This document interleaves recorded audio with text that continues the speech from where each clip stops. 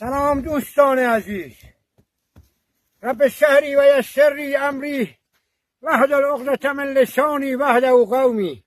هدیه نثار روح کوروش بزرگ و داریوش عزیز و پادشاهان بزرگ ایران.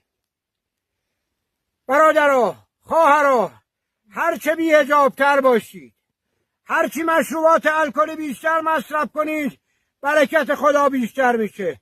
ما فرزندان کوروشیم، کاری هم به دین اسلام نداریم، بی احترامی بهش نمی کنیم، اما 5000 هم قبولش نداریم. برادرها، تا میتونید مشروب بخورید. ببین کویر مرکزی ایران چه برفی اومده، اینا همش مال بی‌حجابیه. دم نودیا گرم، دم نودیا گرم. ما در 60 چقدر بدبخت بودیم، چقدر بیچاره بودیم که شب تا صبح قرآن به سر میذاشتیم و تشنگی میخوردیم.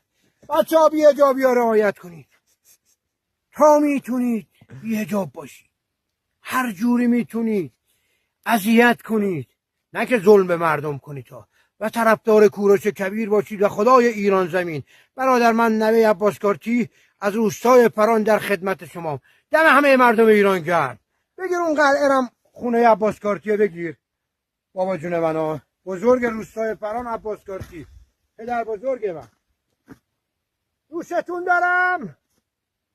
دم همتون گرم. فرزندان کوروش، هر جا هستید پرچمتون بالا باشه که امیدوارم همون شیر خورشیده هم بیاد توش. دوستتون دارم. لعنت خدا بر اختلاسگر حرومزاده و دزد، تو روح پدر همشون ریدن. فرزندان کوروش، خدا نگهدار.